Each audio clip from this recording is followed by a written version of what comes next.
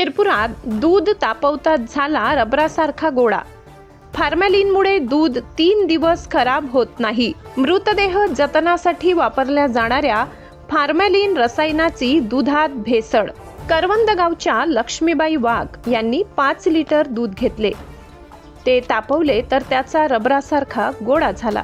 अन्न व औषध प्रशासन विभागाने या दुधाची संभाजीनगरच्या शासकीय प्रयोगशाळेत तपासणी केली असता त्यात हॉस्पिटल्स प्रयोगशाळेत मृतदेह किंवा प्राण्यांचे अवयव सडू नयेत म्हणून वापरले जाणारे फॉर्मॅलिन हे रसायन आढळले। हा अहवाल दिव्य मराठीकडे आहे। फॉर्मॅलिन आरोग्यासाठी घातक आहे। हॉस्पिटलमध्ये वापर। फॉर्मॅलिन हे एक घातक रासायनिक द्रावण आहे।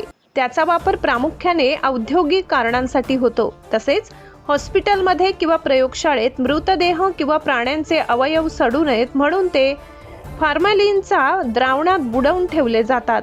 जंतुनाशक शस्त्रक्रियागृहे निर्जंतुक करण्यासाठी याचा वापर होतो। तसेच प्लास्टिक रंग आणि कापड उद्योगात याचा वापर केला जातो।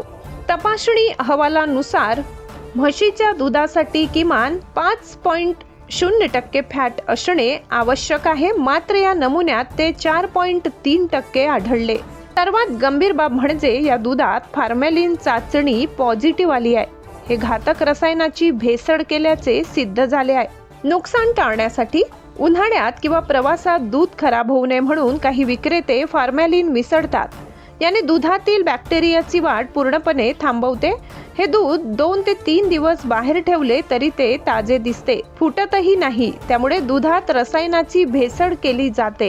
दुधात फॉर्मॅलिन हे घातक रसायन असल्याचा हा प्रयोगशाळेचा report. Expert doctor Dhanraj Chaudhari, कृषी विज्ञान केंद्र धुळे। कर्करोग, पोटदुखीचा त्रास।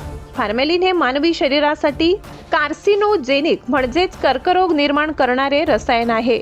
पोटदुखी, उलट्या, जुलाब असे तात्काळ परिणाम जाणवतात। मूत्रपिंड निकामी होणे, रक्ताचा कर्करोग आणि पचन संस्थेचे कायमस्वरूपी आजार असे दीर्घकालीन परिणाम होतात। सबस्क्राइब करा, बेल आयकॉनचे बटन दाबा, सोबत शेअर करायला विसरू नका।